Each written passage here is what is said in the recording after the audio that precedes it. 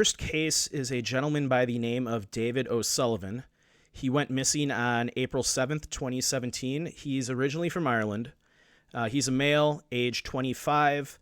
He's 5 foot 10 inches, 154 pounds. So he's your typical adult male. He seems like, based on his weight, he's pretty healthy, fit guy. He had brown hair, blue eyes. Clothing he was last seen in, he was wearing glasses. There wasn't a lot of information on what he was wearing, but he had a very thick Irish accent. So probably if you ran across him on the trail, you would not forget him. And Joe and I always talk about trail names. His trail name was Leprechaun. Oh, so he was very Irish. Yeah, very Irish. He's from Ireland. If he gets that nickname, he definitely has a thick accent. So he had just recently completed degrees in English and philosophy at University College Cork. And he was inspired to walk the PCT after reading the book Wild. And I believe they made a movie out of that book, too. I haven't seen it. Yep, with Reese Witherspoon. From what I was able to read, he was not very experienced in the wilderness. People called him basically a novice hiker. But he did spend a lot of time preparing for the trip. So friends said that I'm not even going to be able to say this name, but he hiked the highest peak in Ireland, which is about 3,400 feet, carrying weights. He even transformed his parents' garage into a mini gym. So he didn't have a lot of hiking experience in America's backcountry, but he was trying to physically get ready for it by, hiking with weights on and, working out a lot. That's more than most people do. So he probably did his research and knew kind of what type of shape he needed to be in. So that I would argue that's more than most people when they do certain trips like that. Yeah. So he had no experience in this location. He also had no alpine hiking experience. Even though he was hiking that peak in Ireland, 3,400 feet is not going to prepare you for, hiking up at 12,000, 13,000 feet. So very inexperienced. But it sounds like he did all of his research, so I'm assuming he had the proper gear with him. There wasn't really a mention of the individual items he may have been hiking with, but I think it's safe to assume that he probably prepared and read up on it. So he started off on the PCT on March 20th of 2017. So if you remember earlier, we were talking about the best times to hike the PCT. You really want to start it in April, probably May, to avoid a lot of the real nasty winter weather. And he, unfortunately, is hiking a little earlier than I think I would. So weather definitely probably factored in here as we go on further. So he started hiking the PCT from Campo, California on March 22nd. He planned to hike the entire PCT from the border up to Canada.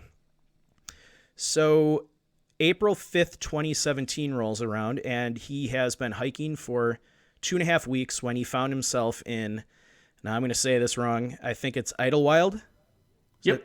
Sound right? So he found himself in Idlewild, California, a small mountain town at the foot of the San Jacinto Mountains.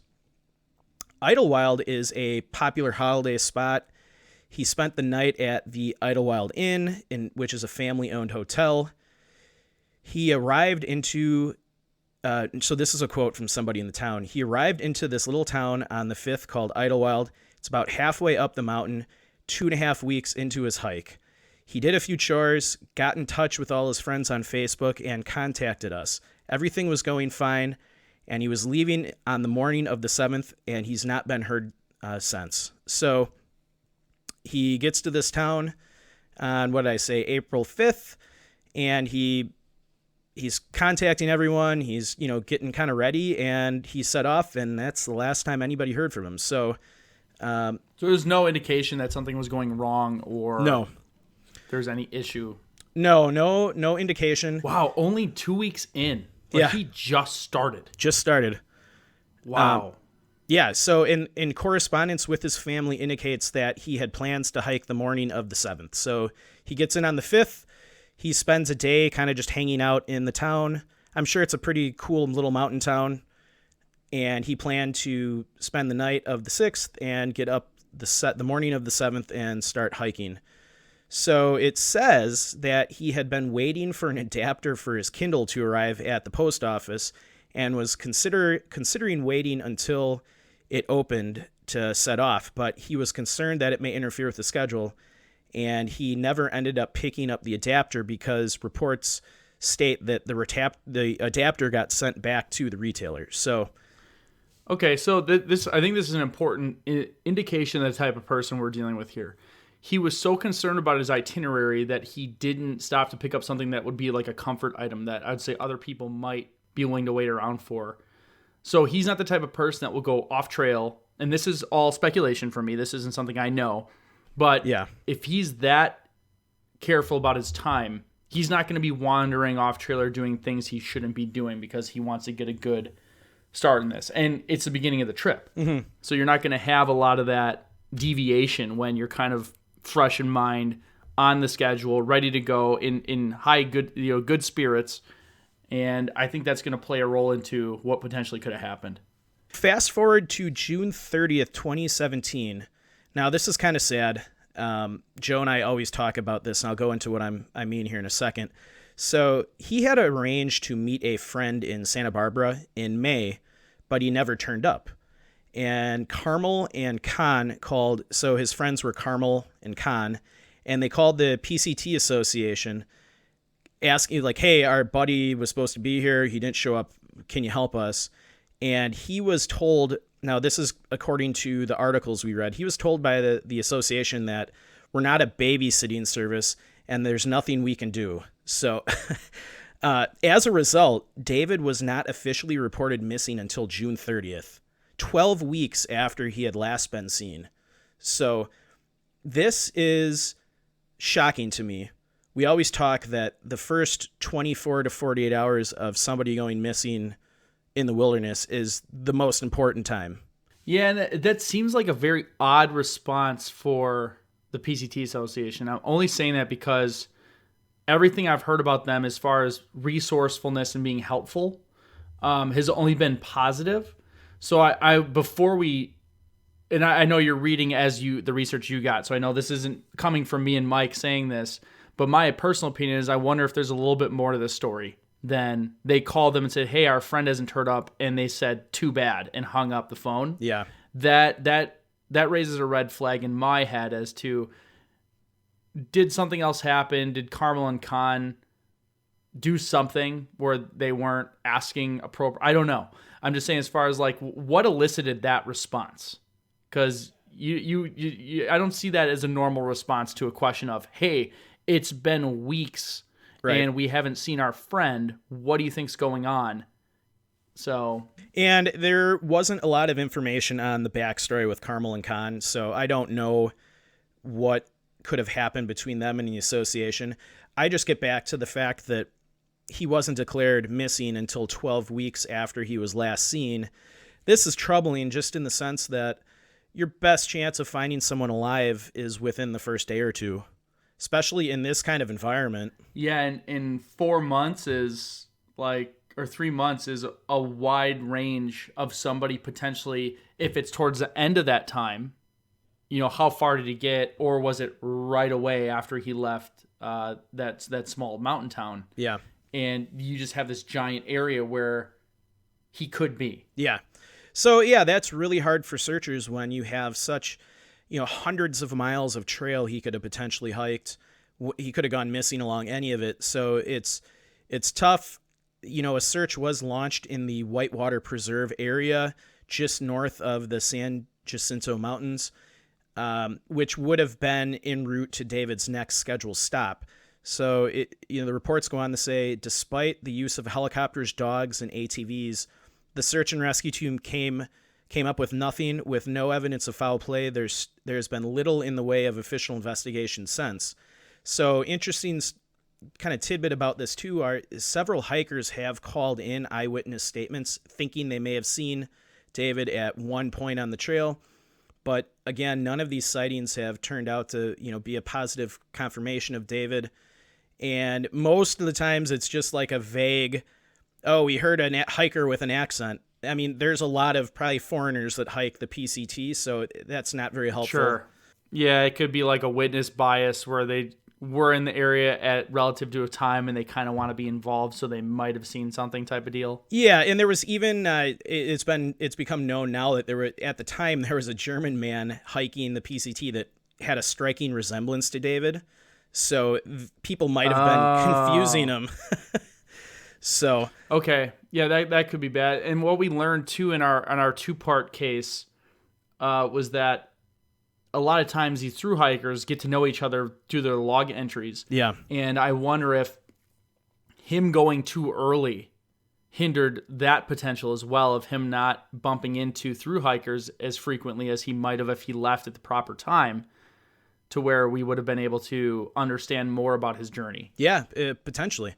So fast forwarding again now to December of 2017, an aerial survey was conducted over the Idlewild area. The pilot, Gus Calderon, and mission specialist Richard McCrite overflew 88 square miles of both the mountain face and deep desert, taking over 1,000 photographs of the ground below.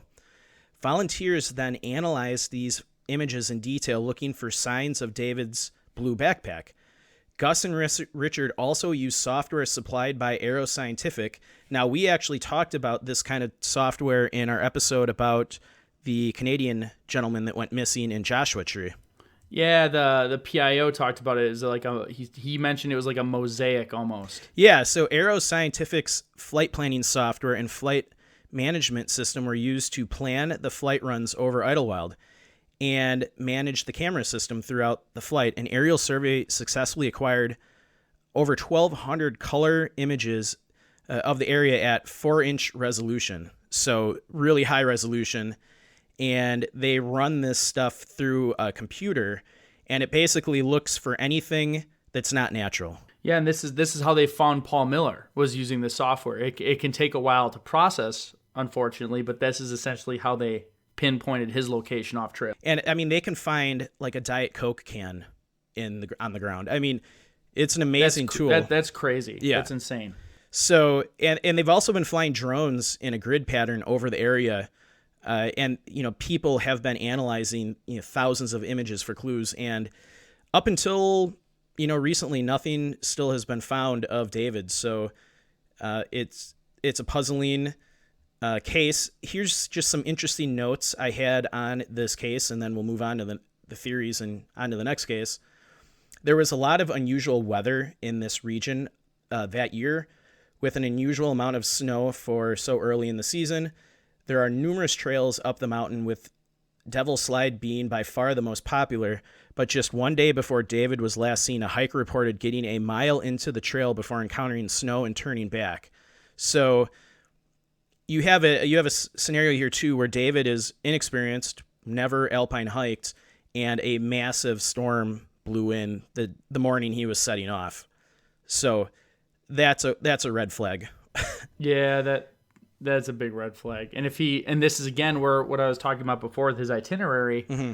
This could have the reverse effect, where if he's so anxious about being on time, he might push on along the trail when maybe he should be taking some time off and not doing that. Yeah. So it goes on to say, he had told other hikers he had no intention of hiking the snow, and he did not buy any snow equipment prior to his journey. So, I mean, at least he knew what to maybe expect, and he didn't prepare for, he did kind of the opposite of what I do. If I know there could be snow in the area, I'm going to have snow gear with me, even if I don't plan to hike it. Yep. So I wouldn't do that if I'm hiking an alpine trail and it could snow. I'm going to bring snow gear. Yeah, the weather changes in an instant up there. It's so gnarly. Yeah, and that, just goes back to maybe his inexperience in alpine environments. He did make a $70 purchase at a local outdoor store, but the item was not registered at the point of sale. David was also using a half-mile map, which is a special map for the Pacific Crest Trail, and the map advises hikers to hike up Black Mountain Road when the snow when the snow is too bad to hike the other trails. Final little note here, he had visited an ATM before he set off the mountain, but he only withdrew a little bit of money for his next stop, and there was a sizable amount of money that was left in his account and has not been touched since that transaction he made. So, it wasn't a situation of maybe he got robbed and was forced to empty his bank account, or that he went missing and then down the road accessed his bank account. The money's never been touched. So, Joe, what's your theory on this? I think based on everything, I think he was a more prepared candidate for doing a hike like this, but I'm going to chalk it up to inexperience and exposure. I just think even with the bad weather, and even though he trained and things like that, if this is the first time he's doing a hike like this and he's training based off of just reading books and YouTube videos, I just know firsthand when I'll read up and research hikes, they're always different. Mm-hmm. Even if you're listening to someone who's gone on that hike, what you end up learning after doing hikes for long periods of time over the course of years like we have is that, and just like you said, we kind of over prepare. And I'm sure there's more experienced lightweight hikers that would make fun of the amount of stuff we bring. Yeah. But I feel like I compensate for my inability to go on these hikes all the time by living in Wisconsin by over preparing for the worst case scenario. And this sounds like he read all the right books, but was probably prepared for mid-level to perfect conditions based on the hike, saying, okay, I'm going this time, the weather's going to be like this, blah, blah, blah, blah, blah. As soon as that changes and he's not ready for it, that could spell doom right away. And my gut's telling me it was either a section there or had to do with the desert. Exposure in the desert would be my biggest guess, because desert hiking is just no joke, even if you have an experience in it. He should have been past the desert portion at this point, but I generally agree with you, Joe. I think the number one theory in my eyes is exposure. I think he probably set off that morning and he got up, some distance on the trail, and then the weather started turning south. And even though he wasn't planning to hike in snow, he didn't have the gear to handle it and wasn't prepared for that possibility. And I think maybe he got turned around, or maybe he started getting hypothermia, which we know causes, once you get cold enough, you don't start thinking correctly. So maybe he wandered off trail, or if it's snowing a lot, it may be hard to see what the trail is. Well, and you think about our listeners that are in snow states, or anyone that's experienced it. If you get a 6-inch, 8-inch snowfall, it's hard to walk through. Yeah. If you're not like in snowshoes or anything. So if you can imagine, now you're in a mountain pass and you're getting a serious snowstorm, low visibility, high snowfall. You're getting exhausted, potentially off course because you might not be able to see any cairns leading the path, or there aren't any, things like that. Again, if you don't have experience in that situation to know, all right, if I lose all my visibility, I need to stop moving and shelter until I can see again, because going off trail is one of the worst things you can do. Yeah, and I think in this situation, I would turn around.